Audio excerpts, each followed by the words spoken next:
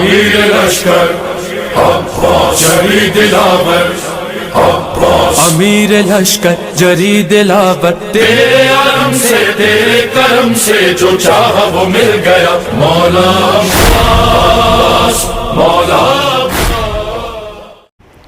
حسبنا اللہ ونعم الوکیل نعم المولا ونعم النصیر بسم اللہ الرحمن الرحیم الحمد للہ رب العالمین بارع الخلائق اجمعین وباعث الانبیاء والمرسلین الذی بعدا فلا یرا وقربا فشہد النجوا خلق الخلائق بقدرتہ ونشر الریاح برحمتہ وودد بالصخور میدان عرضہ والصلاة والسلام علی العبد المؤید والرسول المسدد والمصطفى الامجد حبیب الہ العالمین ابی القاسم محمد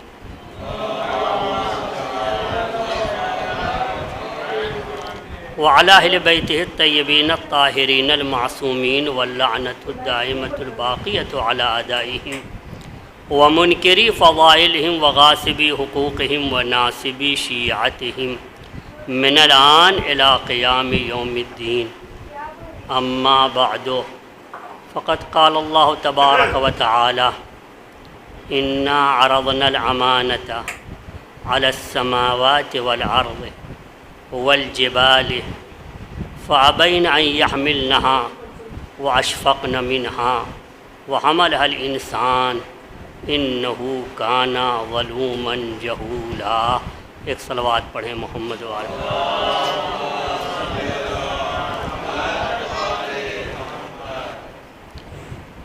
خطبہ فدکیہ حضرت زہرا سلام اللہ علیہا کا تذکرہ چل رہا تھا۔ اس خطبے میں بی بی نے بہت سے اصول اور فروع پر روشنی ڈالی ہے۔ اس میں توحید کا ذکر ہے، اس میں نبوت کا ذکر ہے، اس سورے میں امامت، معاد، عدل الہی کا تذکرہ ہے اس پورے خطبے میں، اور فروعات کا بھی تذکرہ ہے، نماز، روزہ، دیگر سارے فروعات اس کے اندر۔ اس خطبہ زہرا میں کوئی موضوع ایسا نہیں ہے جو تشنا رہ گیا ہو۔ جب زہرائے مرضیہ سلام اللہ علیہا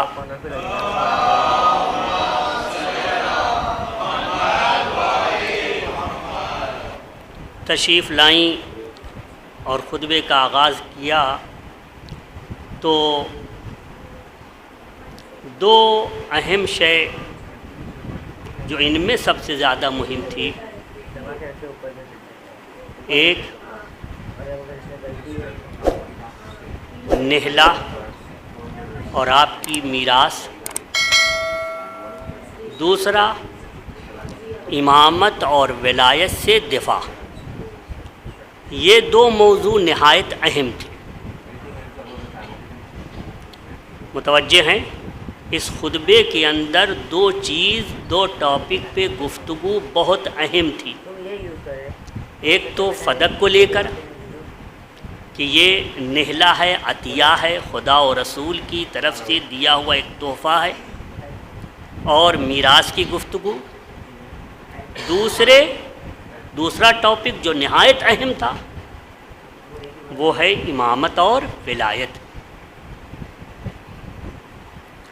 باقی اور جو موضوعات تھے ان موضوعات سے تو یہ پتہ چلتا ہے کہ ان لوگوں کے عقائد میں اس حد تک گڑبڑی تھی کہ ان کی توحید بھی ٹھیک نہیں تھی،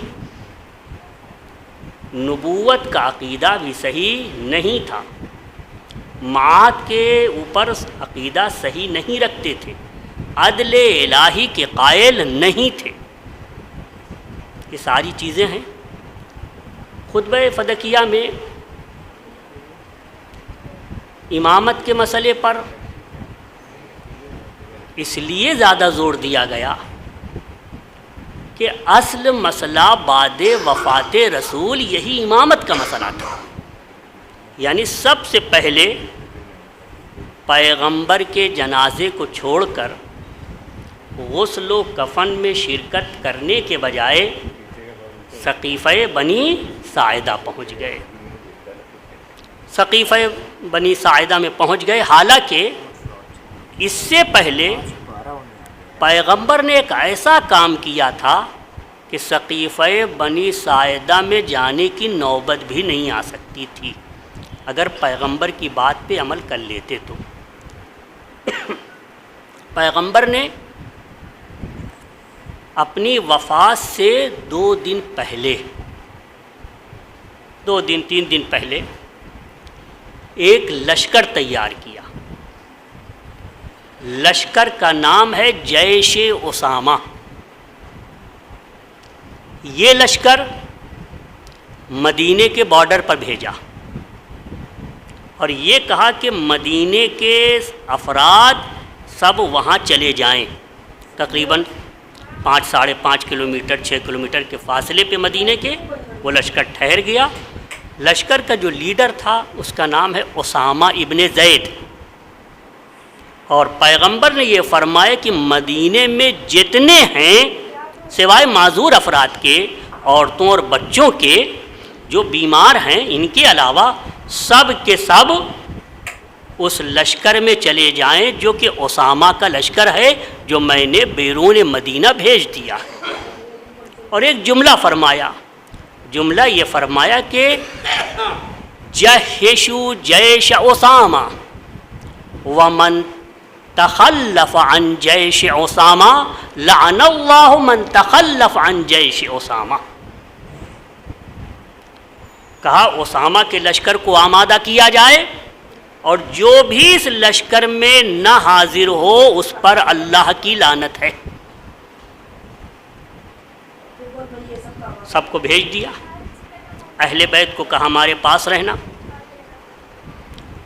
اس وقت یہ لوگ جو مدینے کے بارڈر پہ تھے ان کو کہاں جانا تھا؟ ان کو مؤتہ جانا تھا، وادی فلسطین. وہاں پہ یہ مامور تھے جہاد کے لیے. اسامہ نے عرض کیا کہ میرے آقا ایسا لگتا ہے کہ پروردگار عالم کہیں آپ کی روح کو قبض کر لے اور ہم محروم رہیں اور آپ کی آخری زیارت نہ کرنے پائیں. آپ نے فرمایا جو میں نے حکم دیا ہے میرے حکم پر عمل کیا جائے. تو اسامہ تو چلے گئے، وہاں منتظر رہے. بڑے بڑے صحابہ جن میں یہ افراد جو سر فہرست ہے جو اب حاکم بن بیٹھے ہیں ان کو بھی اس میں شامل کیا پیغمبر نے. اور تمام علماء و مورخین بلکہ اکثریت کہیے اکثریت اس بات کی معترف ہے کہ اس میں یہ افراد بھی یہ جو حکم حاکم بن بیٹھے تھے یہ بھی اس میں شامل تھے، لیکن نہیں گئے. ادھر پیغمبر کی وفات ہوئی دوشنبے کے دن، یہ لوگ فوراً واپس آ گئے. اسامہ وہیں پہ ہیں اور اسامہ کے ساتھ کچھ افراد بھی وہیں پہ ہیں، انتظار کر رہے ہیں کہ سب آ جائیں تو ہم جائیں. یہ سقیفہ بنی ساعدہ میں اکٹھا ہو گئے. انصار بھی پہنچ گئے، مہاجرین بھی پہنچ گئے. انصار میں سعد بن عبادہ جو مریض چل رہے تھے وہ بھی اسی بیماری میں وہاں پہنچ گئے. اس کے بعد انصار نے کہا کہ ہم میں حاکم بننا چاہیے. ان لوگوں نے کہا، مہاجرین نے کہا جن میں سر فہرست یہ دونوں افراد تھے، ان دونوں نے کہا یہ تو نہیں ہے مہاجرین، خدا نے ان سے ابتدا کی ہے، ان کو حاکم بننے کا. انصار نے کہا منا امیر و منکم امیر، ایک امیر ہمارا رہے گا ایک امیر تمہارا رہے گا. تو دوسرے نے یہ کہا کہ ایک غلاف میں دو تلوار نہیں ہو سکتی۔ اس وقت پہلے نے یہ کہا حاکم اول، اس نے یہ کہا کہ بھائی میں تو ان دو میں سے کسی ایک کی بیعت کے لیے تیار ہوں، یا میں عمر کی بیعت کر لوں یا میں ابو عبیدہ کی بیعت کر لوں۔ اے عمر، اے ابو عبیدہ، اپنا ہاتھ بڑھاؤ، میں بیعت کرتا ہوں۔ ان دونوں نے کہا کہ حضور آپ کے ہوتے ہوئے یہ کیسے ہو سکتا ہے، آپ ہاتھ بڑھائیے، ہم بیعت کریں گے۔ یہ کہاں ہو رہا ہے؟ سقیفہ بنی ساعدہ میں۔ اور مولا علی کہاں ہیں؟ سرکار دو عالم کو غسل دے رہے ہیں، تجہیز و تکفین کا انتظام کر رہے ہیں، جتنے تجہیز و تکفین کے امور ہیں ان کی انجام دہی میں مصروف ہیں، اور ادھر یہ کام ہو رہا ہے۔ پھر بیعت ہونے لگی۔ یہ ایک مختصر واقعہ، بہت سے لوگوں نے انکار کیا، جیسے خود سعد بن عبادہ نے، اس نے کہا میں بیعت نہیں کروں گا جب تک میرے ترکش میں تیر رہے گا، میں کبھی بیعت نہیں کر سکتا۔ اور جو مولا علی کے ساتھ تھے انہوں نے بھی بیعت نہیں کی۔ بہرحال وہ نوبت بھی آئی کہ مولا کائنات کے گھر میں مولا کے چاہنے والے وہاں تھے۔ پھر اس منزل پہ ایک واقعہ، عظیم واقعہ پیش آتا ہے جو مصائب کی منزل میں ہے، کہ آگ اور لکڑی لے کر آ گئے اور پھر دروازہ گرایا گیا اور ساری باتیں وجود میں آئیں۔ یہ فدق، اس کی آمدنی سے زہرا کیا کرتی تھی؟ زہرائے مرضیہ اس فدق کی آمدنی سے فقراء میں تقسیم کر دیتی تھی، مہاجرین میں جو فقیر ہوتے تھے، انصار میں جو فقیر ہوتے تھے، جو دیگر فقراء آتے تھے، ان میں یہ پیسہ تقسیم کر دیتی تھی۔ بعض روایت کے مطابق، ایک روایت ہے کہ 24,000 دینار سالانہ آتے تھے، ان کو آپ تقسیم کر دیا کرتی تھی، اور خود پیوندار لباس پہنتی تھی، کہ سلمان کو بھی تعجب کرنا پڑا کہ قیصر و کسریٰ کی بیٹیاں سندس و حریر میں ملبوس ہوں، اور نبی آخر الزماں کی بیٹی اس طرح کا لباس کہ خطیطت ب12 مکانن، 12 پیوند لگے ہوئے تھے۔ خطبہ فدق، اس کا آپ لوگ ایک مطالعہ کریں، اس کے بڑے فوائد ہیں جو آپ کی خدمت میں آیہ کریمہ پیش کیا ہے۔ آئیے اس آیہ کریمہ کی تھوڑی سی وضاحت ہو جائے، پھر خطبے کے چند فقرات، ایک صلوات پڑھیں محمد و آل محمد۔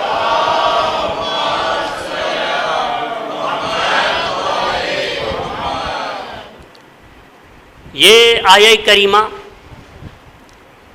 سورہ احزاب کی آیت ہے۔ سورہ احزاب کلام پاک کا 33 نمبر سورہ ہے، 33 نمبر سورہ۔ اس سورے کے 72 نمبر آیت کی تلاوت فرمائیں۔ آیت ہے اِنَّا عَرَضْنَا الْأَمَانَةَ عَلَى السَّمَاوَاتِ، یقیناً ہم نے امانت کو پیش کیا، علی السماوات، سارے آسمانوں کے سامنے، والارض، ساری زمینوں کے سامنے، والجبال، اور سارے پہاڑوں کے سامنے ہم نے امانت پیش کیا۔ فَأَبَيْنَ أَن يَحْمِلْنَهَا، سب نے، سارے کے سارے آسمانوں نے، ساری زمینوں نے، سارے پہاڑوں نے، أَبَيْنَ أَن يَحْمِلْنَهَا، اس امانت کے بوجھ کو اٹھانے سے انکار کر دیا۔ امانت کے بوجھ کو اٹھانے سے انکار کر دیا۔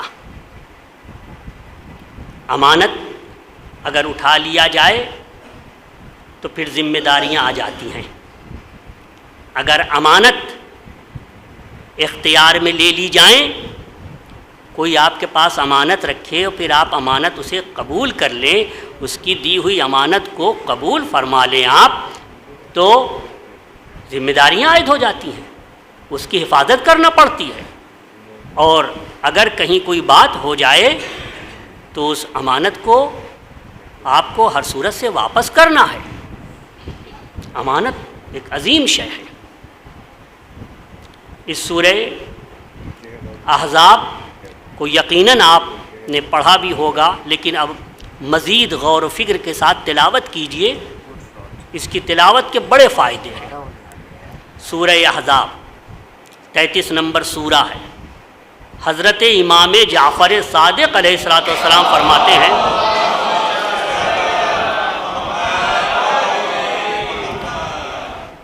من اکثر قراءۃ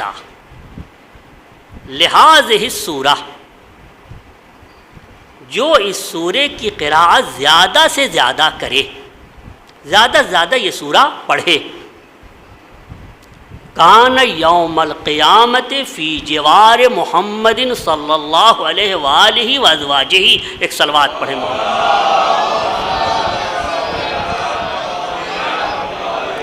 وہ قیامت کے دن پیغمبر کی ہمسائیگی میں رہے گا اور ان کی ازواج کی ہمسائیگی میں رہے گا۔ اور ایک روایت خود پیغمبر سے ہے، سرکار دو عالم صلی اللہ علیہ وآلہ وسلم فرماتے ہیں،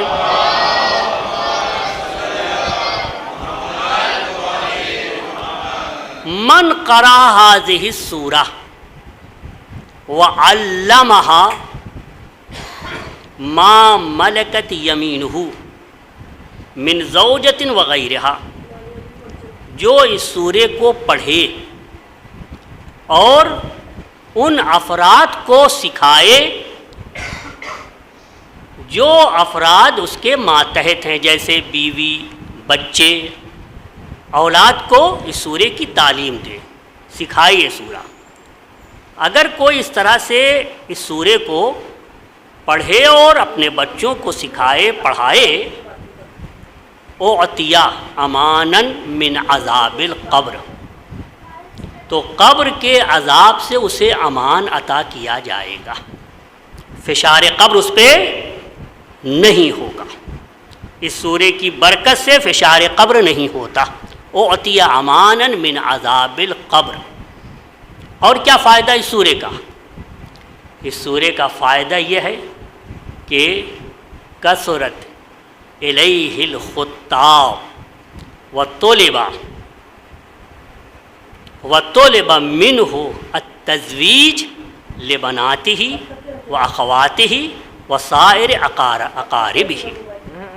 اس سورے کی برکت یہ ہے کہ اگر گھر میں شادی کے لائق لڑکیاں ہیں، اور گھر ہی میں نہیں بلکہ اپنی بہنیں اور رشتہ داروں میں جو قریبی رشتہ دار ہیں اور شادی شدہ نہیں ہیں اور کوئی اچھا رشتہ فراہم نہیں ہوتا ہے، اس سورے کو پڑھے تو پروردگار عالم اس سورے کی برکت سے طلب منہ التزویج، لوگ خود آئیں گے اور منگنی اور خواستگاری کے لیے کہ میں آپ کی بیٹی سے یا آپ کی بہن سے یا آپ کی فلاں عزیز سے رشتے زوجیت قائم کرنا چاہتا ہوں، شادی کرنا چاہتا ہوں، تو رشتہ فراہم ہوگا۔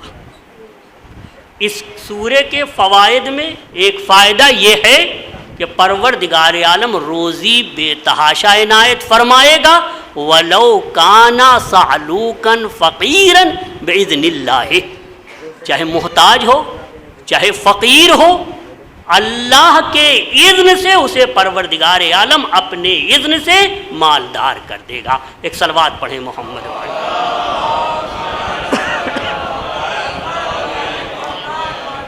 لیکن یہ فائدے انہی کے لیے ہیں، ہمیشہ کہا کرتا ہوں انہی کے لیے ہے جو اس سورے کو پڑھے اور اس کے الفاظ پہ، اس کے ترجمے پہ غور کرے، جو احکام اس کے اندر بتائے گئے ہیں اصول و فروع، اس پہ عمل کرے، تو یقیناً ان فوائد سے فائدہ اٹھا سکتا ہے، ان سارے فائدوں سے وہ بہرہ مند ہوگا اور فائدہ اٹھائے گا۔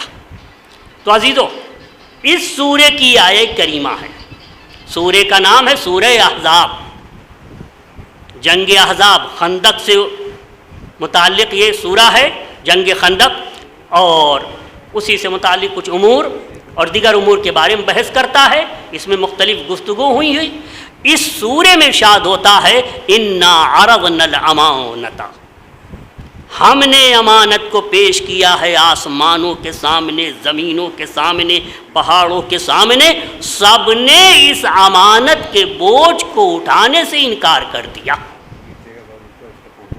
عزیزو، دین امانت ہے جو ہمارے پاس ہے، اسلام امانت ہے، پیغمبر کی تعلیمات امانت ہے، پیغمبر کی ہدایتیں امانت ہیں، پیغمبر نے جن جن چیزوں کا وعدہ ہم سے لیا ہے، عہد و پیمان لیا ہے، اور ہم پورا نہیں کر رہے ہیں، یہ ہماری گردن پہ اس وقت تک امانت رہے گا جب تک اسے ہم پورا نہ کریں۔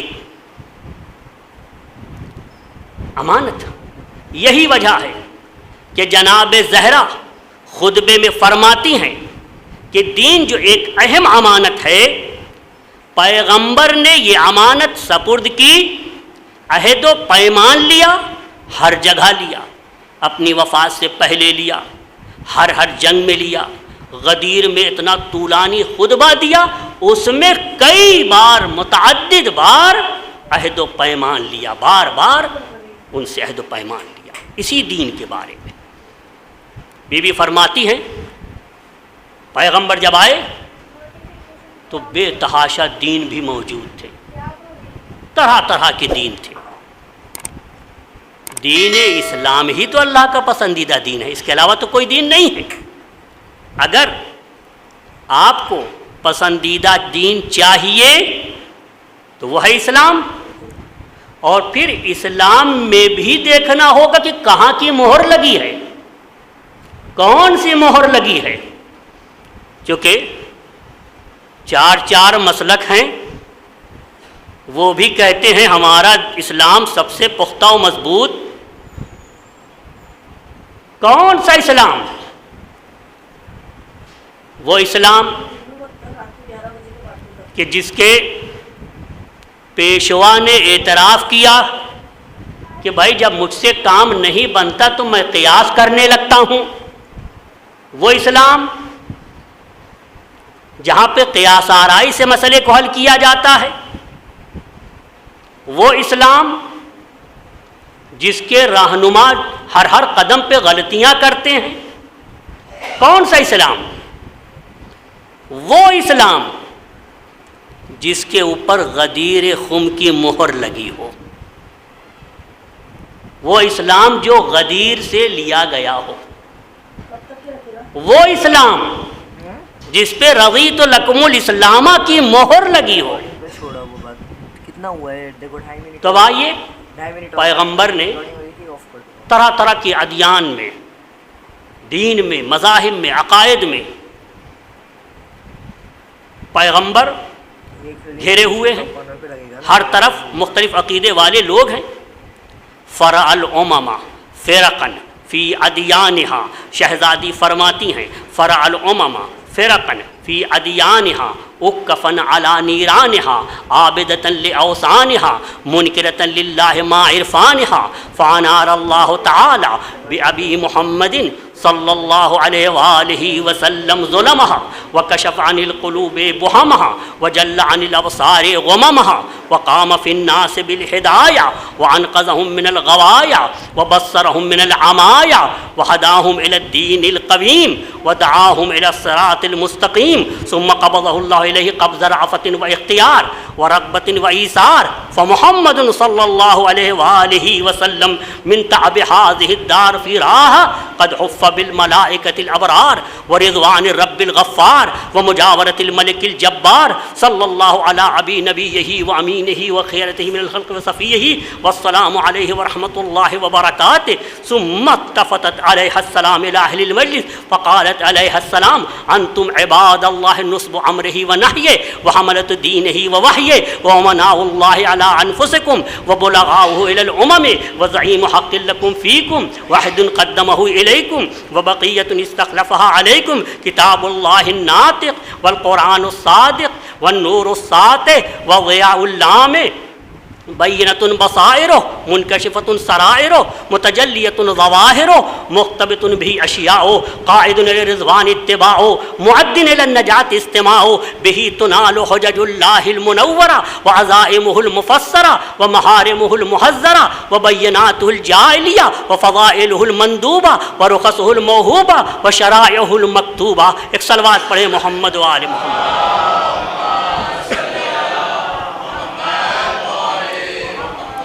پیغمبر جب تشریف لائے مبعوث برسالت ہوئے اور نبوت کا اعلان کر دیا.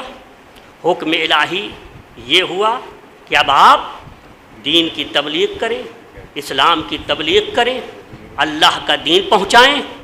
فرع الامم فرقا فی ادیانہا, دیکھا کہ امتیں مختلف عقیدوں میں متفرق ہیں, بٹی ہوئی ہیں, ہر ایک کا عقیدہ الگ الگ ہے.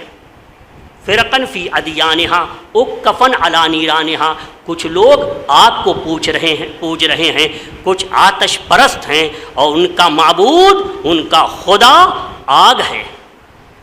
اکفن علی نیرانہا عابدۃ لاوثانہا, کچھ ایسے ہیں جو بت پرستی میں مشغول ہیں. منکرۃ للہ مع عرفانہا, کچھ ایسے ہیں کہ دل کے اندر کچھ عقیدہ پایا جا رہا ہے کہ ایک ہے ہمارا خالق, لیکن اس کے باوجود عمل میں انکار موجود ہے, عمل سے انکار کر رہے ہیں. انہیں کچھ سمجھا دیا جائے تو وہ اچھے راہ کی طرف آ سکتے ہیں, بہترین راستے کا انتخاب کر سکتے ہیں. اکفن علی نیرانہا عابدۃ لاوثانہا منکرۃ للہ مع عرفانہا فانار اللہ تعالی بِأَبِي محمد, تو اللہ نے میرے والد کے ذریعے سے کائنات میں ایک نور پھیلا دیا اور ان گروہوں کے اندر میرے والد کا نور پھیل گیا. فانار اللہ تعالی بِأَبِي محمد صلی اللہ علیہ وآلہ وسلم ظلمہا, کائنات کی تاریکیاں اب چھٹنے لگیں. وقام فی الناس بالہدایہ, میرے بابا کمر بستہ ہو گئے ہدایت کے لیے کہ اب لوگوں کی رہنمائی کریں گے, لوگوں کی ہدایت کریں گے. قام بالناس بالہدایہ وانقذہم من الغوایا, اور لوگوں کو گمراہیوں سے میرے بابا نے نکالنا شروع کیا اور کافی تعداد میں لوگ نکل کے آئے گمراہیوں سے. وَأَنْقَذَهُمْ مِنَ الْغَوَايَا وَبَصَّرَهُمْ مِنَ الْعَمَايَا, اور بہت سے لوگوں کو میرے بابا نے بینائی عطا کر دی, ان کی دل کی آنکھوں کو کھول دیا. وَبَصَّرَهُمْ مِنَ الْعَمَايَا وَهَدَاهُمْ إِلَى الدِّينِ الْقَوِيمِ, اور انہیں ایک محکم مستحکم پائیدار قیامت تک باقی رہنے والے دین کی طرف رہنمائی کی. وَهَدَاهُمْ إِلَى الدِّينِ الْقَوِيمِ وَدَعَاهُمْ إِلَى الصِّرَاطِ الْمُسْتَقِيمِ, اور انہیں صراط مستقیم کی طرف دعوت دی. ثُمَّ قَبَضَهُ اللَّهُ إِلَيْهِ قَبْضَ رَأْفَةٍ وَاخْتِيَارٍ. پھر یاد رکھو اے مہاجرین, اے انصار, میرے بابا کی روح ان کی مرضی سے قبض کی گئی ہے. وہ دنیا کو ترجیح نہیں دیتے تھے, اگر وہ دنیا میں اور رہنا چاہتے تو اور رہ سکتے تھے. قبضہ بے اختیار و رغبت و ایثار, انہوں نے رغبت کے ساتھ پیغام موت کو قبول کیا، آخرت کو ترجیح دی۔ میرے بابا پہ درود ہو، میرے بابا پہ سلام ہو، میرے بابا اللہ کا منتخب بندہ تھا۔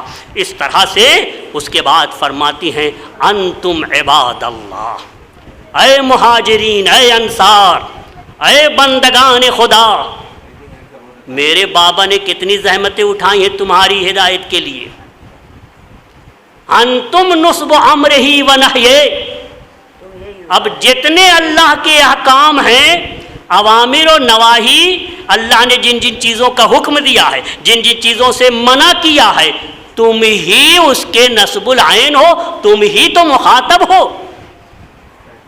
نصب امرہ و نہیہ وحملۃ دینہ و وحیہ، اگر آج پوچھا جائے کہ دین اہل بیت کے بعد کس کے پاس ہے، اہل بیت کے بعد کس کے پاس دین ہے، تو لوگ یہی تو کہیں گے مہاجرین کے پاس ہے، انصار کے پاس ہے، پیغمبر کے صحابہ کے پاس ہے۔ تو تم تو اس طرح کے ہو کہ دین تمہارے پاس ہے، وحی الہی تمہارے پاس ہے۔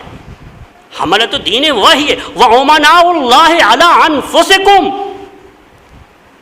تم اللہ کے امین ہو، سب سے پہلے تو تم ایسے امین بنو کہ اپنے نفس سے خیانت نہ کرو۔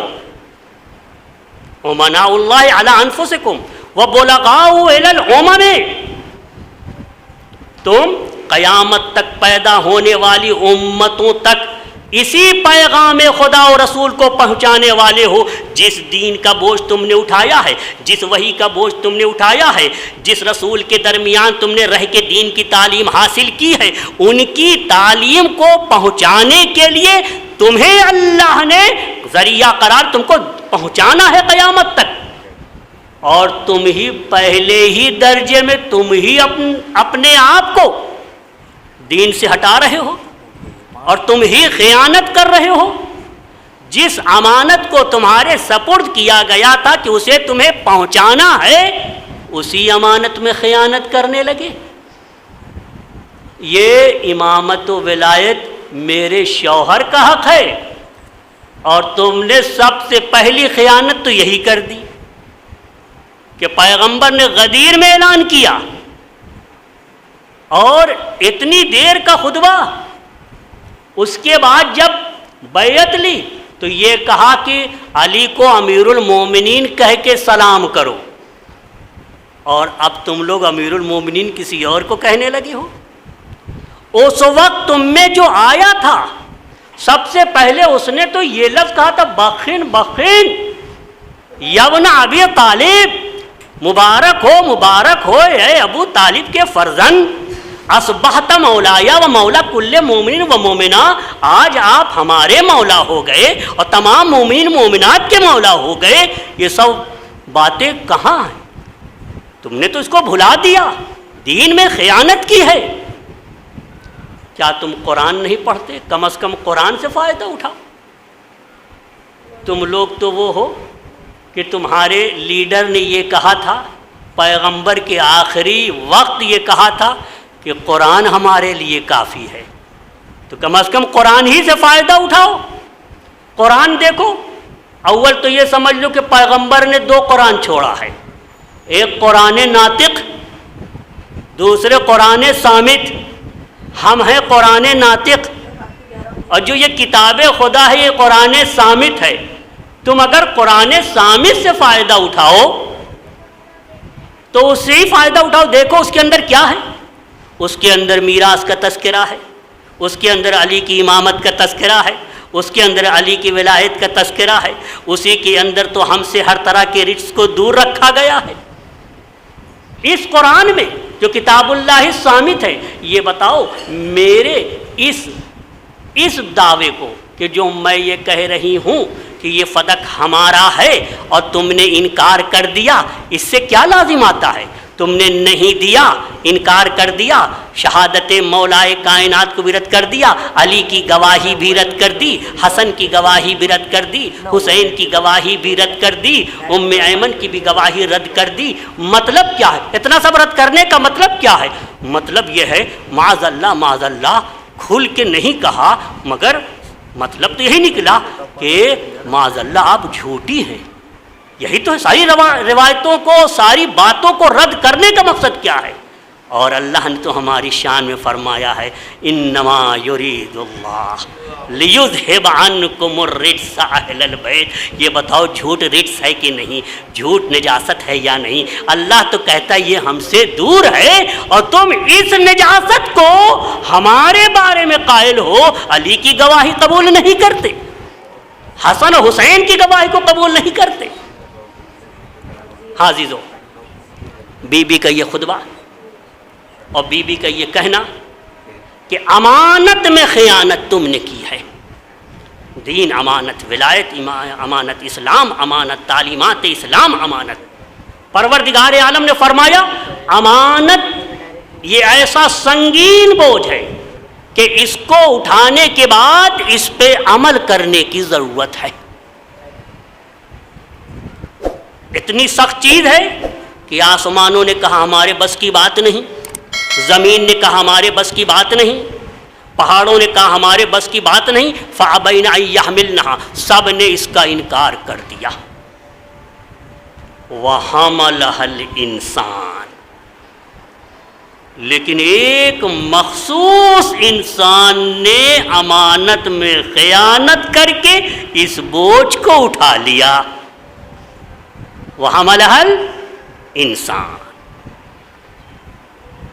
ہاں عزیزو، انسان نے، خاص انسان ہے جس نے اس امانت کو اٹھایا۔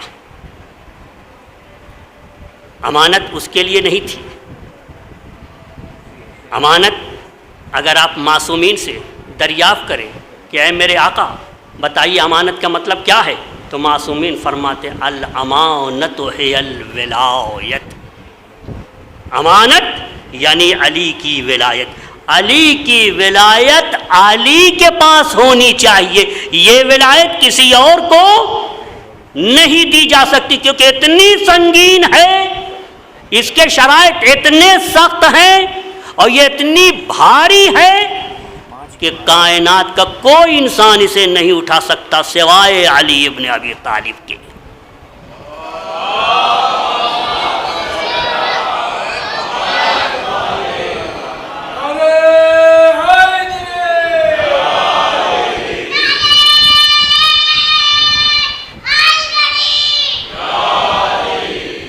عزیزو، یہ امانت اتنی سنگین ہے، امانت لانے والے کو دیکھیے، امانت بھیجنے والے کو دیکھیے، ایک پاکیزہ ذات جہاں عیب و نقص کا وجود نہیں۔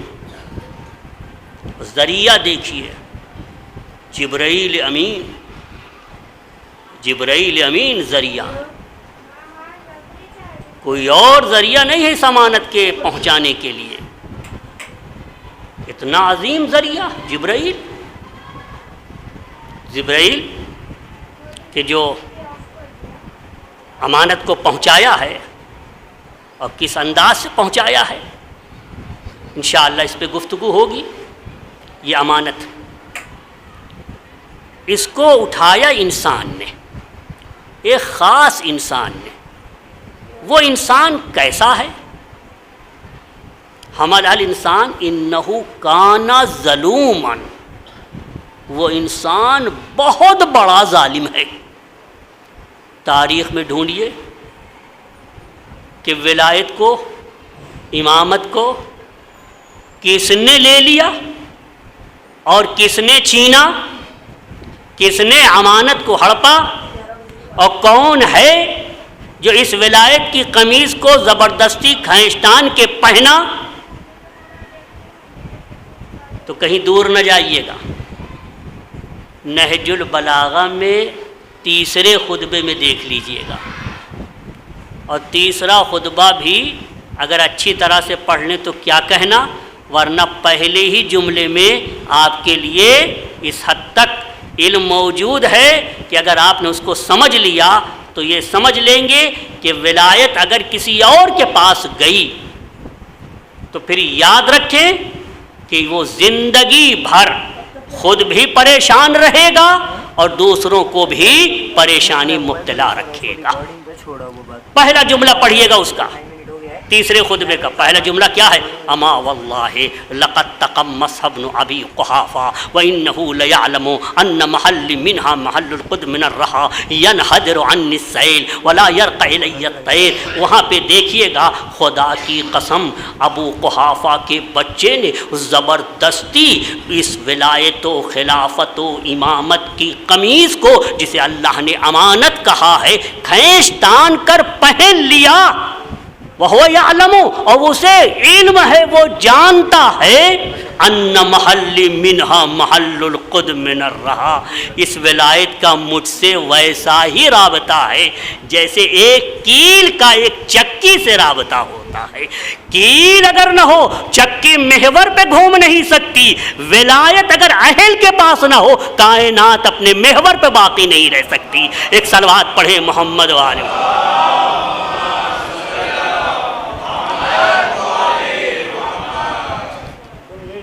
قیامت کے دن یہ جو ظلم کا مسئلہ ہے، ظلم، پیغمبر کی ایک چھوٹی سی حدیث ہے، بہت چھوٹی حدیث، ایک لائن کی بھی نہیں ہے، شاید ایک آدھ بار میں پڑھ دوں تو آپ کو بھی یاد ہو جائے. پیغمبر نے فرمایا ایاک والظلم، دیکھو ظلم سے بچتے رہنا، ظلم نہ کرنا، کسی پہ ستم، ظلم، زیادتی اور تجاوز نہ کرنا. کیوں؟ فَإِنَّ الظُّلْمَ ظُلُمَاتٌ فَإِنَّ الظُّلْمَ هُوَ الظُّلُمَاتُ يَوْمَ الْقِيَامَةِ، اس لیے کہ ظلم ہی آخرت کے دن، قیامت کے دن تاریکیوں میں بدل جائے گا. آج اگر کوئی کسی پہ ظلم کرتا ہے تو یہی ظلم قیامت میں تاریکی میں بدل جائے گا.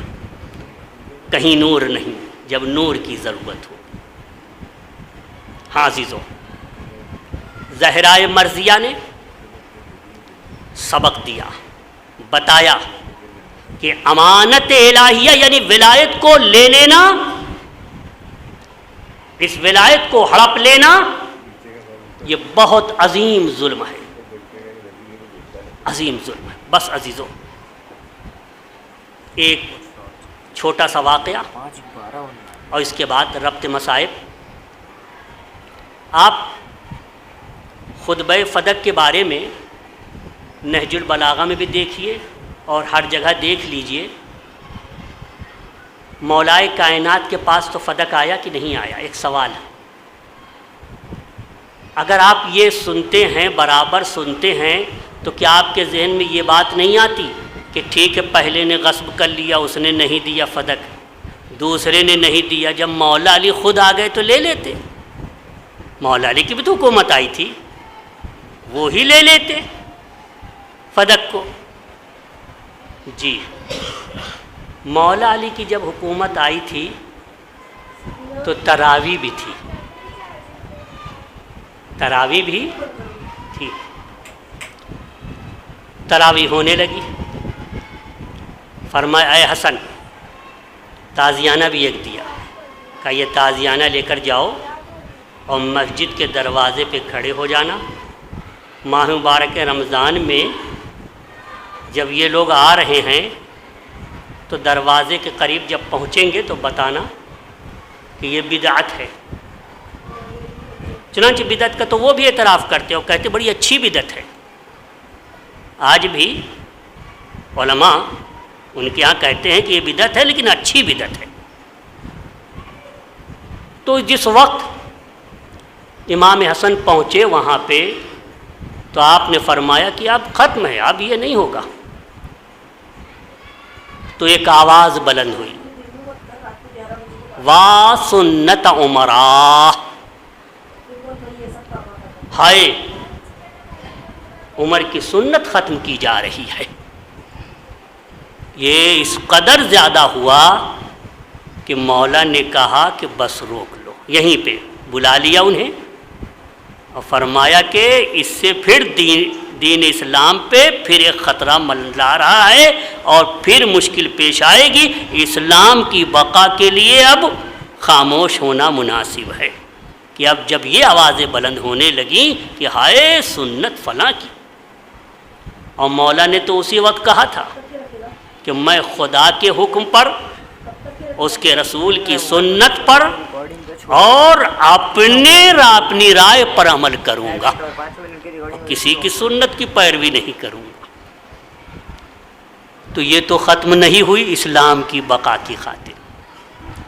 فدق کا مسئلہ کیا ہوا؟ فدق کا مسئلہ تو کوئی مسئلہ ہی نہیں تھا، اس لیے مسئلہ نہیں تھا جب ساری چیز آپ کے اختیار میں ہے تو فدق بھی آپ کے اختیار میں ہے۔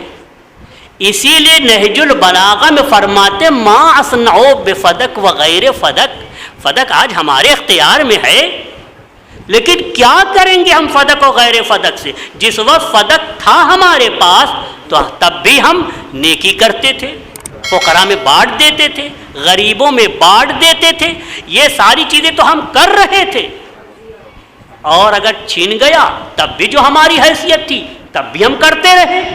آج جو فدق پھر ہمارے اختیار میں ہے تو کوئی فرق نہیں ہے۔ لیکن ایک جملہ بی بی کا اسی خطبے سے آپ کے حوالے کرنا چاہتا ہوں۔ بی بی نے اس خطبے میں ایک بات کہی ہے، مولا نے بھی اس بات کو چھیڑا نہیں ہے۔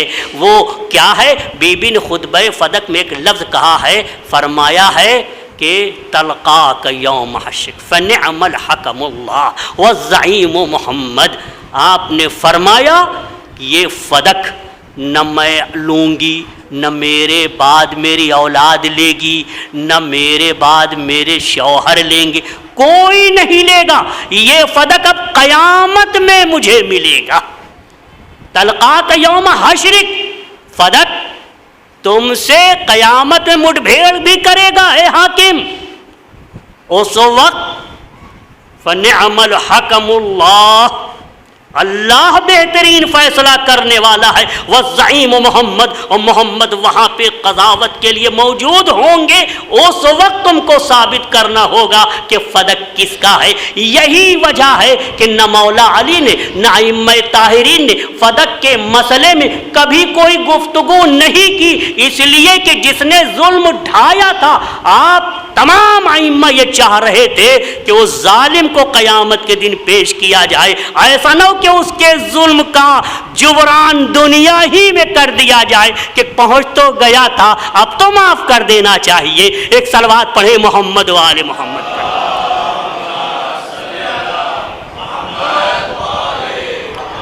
ہاں کسی نے کہا لے تو لیا، کسی صورت سے لے ہی تو لیا، ان کی اولاد نے لے لیا، علی نے لے لیا، بعد میں امام حسن امام حسین یا کسی بھی امام کو دے دیا گیا، انہوں نے لے لیا، تو یہ اپنا راستہ صاف کر لیتے کہ غلطی ہو گئی تھی۔ نہیں، بی بی نے اس مسئلے کو قیامت پہ چھوڑا ہے تو اب وہیں حل ہوگا۔ عزیزو، قیامت کے دن بی بی کا محشر میں وارد ہونا کس عالم میں ہوگا؟ روایت بتاتی ہے بی بی جس وقت محشر میں وارد ہوں گی تو عجب عالم ہوگا، اولین و آخرین سارے انبیاء و اوصیاء، شہداء و صالحین و صدیقین، کائنات کا ایک ایک فرد میدان محشر میں ہوگا۔ ایک آواز آئے گی، غضوا ابصارکم، اپنی نگاہوں کو جھکا لو، فإن فاطمة بنت محمد تمر، فاطمہ بنت محمد یہاں سے گزرنا چاہتی ہیں۔ ہاں عزیزو، کیا عالم ہوگا، کس طرح سے ہوگا، کیوں اللہ یہ حکم دے گا کہ اپنی نگاہوں کو جھکا لو؟ شاید ایسا منظر ہو کہ کوئی اسے برداشت نہ کر سکے، اس لیے پہلی منزل میں آنکھوں کے بند کرنے کا حکم دیا گیا، اس لیے کہ روایت بتاتی ہے اپنے بیٹے حسین کی قمیص کو خون میں رنگین میدان محشر میں پروردگار کے سامنے پیش کریں گی۔ رب حکم، پروردگارا ہمارے اور فوج اشقیاء کے درمیان، قاتل حسین کے درمیان فیصلہ کر۔ ہاں عزیزو، اس وقت حکم پروردگار ہوگا کہ ہاں فیصلہ کیا جائے گا، کسی ظالم کا ظلم میری نگاہوں میں باقی نہیں رہے گا، اس کی ظلم کی سزا ملے گی۔ ہاں عزیزو، کیا ظلم ڈھایا گیا ہے، کیسا ظلم ڈھایا گیا ہے۔ ہاں عزیزو، بی بی اپنے مصائب کیوں نہیں بیان فرماتی محشر میں؟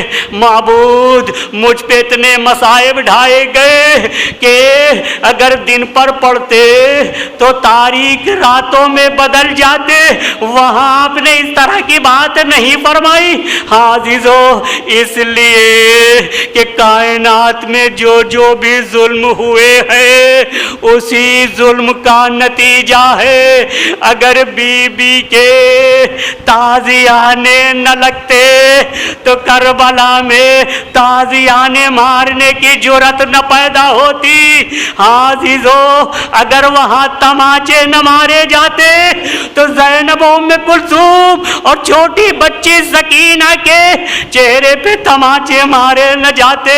ہاں عزیزو، یہی بات ہے، نہ معلوم کیا بات ہے، ہر ایک کی زبان پر امام حسین کا نام ہے، بی بی بھی محشر میں حسین ہی کا نام لیتی ہے۔ ارے ہر وقت دنیا میں بھی حسین حسین، اور ادھر ہر امام کی زبان پر حسین، امام زین العابدین کی زبان پر حسین حسین، زینب کی زبان پر بھی حسین حسین، سکینہ کی زبان پر بھی۔ ہاں عزیزو، سکینہ ایک مرتبہ چند سوال کرتی ہے، اپنے بابا سے کرتی ہے، بابا من الذی ایتمنی علی صغر سنی، بابا میرا بچپنا ہے، میں اتنی چھوٹی ہوں، کیا اس وقت یتیمی میرے لیے ابھی ہوگی؟ ابھی یتیمی میرے لیے مناسب نہیں ہے۔ بابا سے مخاطب ہو کے کہتی ہے، کب کہہ رہی ہیں؟ جب جسم پہ سر نہیں ہے مخاطب ہوتی ہے، جب کو جدا کر دیا گیا، جب سر پہ خون سے خضاب ہے، فرماتی ہے بابا من الذی خضبک، بابا کس نے آپ کے چہرے اور بالوں کو خضاب کر دیا ہے خون سے؟ ہاں عزیزو، یہ ہے سکینہ ہر ایک کی زبان پر یہی بات ہے۔ ہاں عزیزو، حسین کو بہت یاد کر رہی ہیں سکینہ بھی، اور ہر فرد حسین کو یاد کرتا ہوا نظر آتا ہے، لیکن حسین کی ایک خصوصیت ہے جو قیامت تک نہیں بھولی جا سکتی۔ زینب نے بھی کہا، سکینہ نے بھی کہا، ارے اس وقت جب ذوالجناح واپس آیا ہے خیمے میں، ذوالجناح کا منہ خون میں شرابور تھا، سکینہ قریب آئی، ننھے ہاتھوں کو ذوالجناح کے سر پہ رکھا، ایک جملہ فرمایا، اے ذوالجناح مجھے یقین ہے کہ تو نے میرے بابا کا ساتھ نہیں چھوڑا، لیکن مجھے ایک بات بتا دے، میں تو پیاسی ہوں، بہت پیاسی ہوں، میرے بابا کے بارے میں بتا دے کہ حل سقیا بھی آم قتل عطشانا، ارے میرے بابا کو بھی پانی ملا یا نہیں، یا میرے بابا پیاسے مار ڈالے گئے؟ ہاں عزیزو، ارے یہ پیاس کا مرحلہ اتنا سخت تھا کہ زینب جب مقتل میں گئی ہے، ایک مرتبہ پیاس کا تذکرہ کیا، ہاتھوں پر بھائی کی لاش کو اٹھایا اور ایک جملہ فرمایا، اللہم تقبل ھذا القربان، پروردگارا اس پیاسے حسین کی اس قربانی کو اور آل محمد کی قربانی کو قبول فرما۔ آزادارو، ارے یہی بالکل جناب زینب نے اس وقت بھی کہا تھا جب فوج شام شام نے اسیر کر لیا، اسیر کر کے جانے لگے اس وقت بھی، اور جب اسیری سے واپس آئی اس وقت بھی نہر فرات سے مخاطب ہوئی، اور ایک مرتبہ اپنے حسین کی قبر سے مخاطب ہوئی، اے میرے بھائی زینب آپ کی ہر مصیبت کو بلا سکتی ہے لیکن فرات کے کنارے آپ کا پیاسا ذبح کرنا بہن کبھی نہیں بلا سکتی۔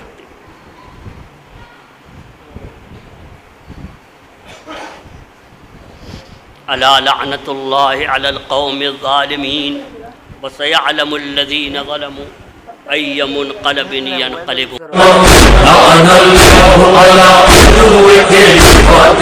قاتلان سیدہ جنہوں نے گھر جلا دیا۔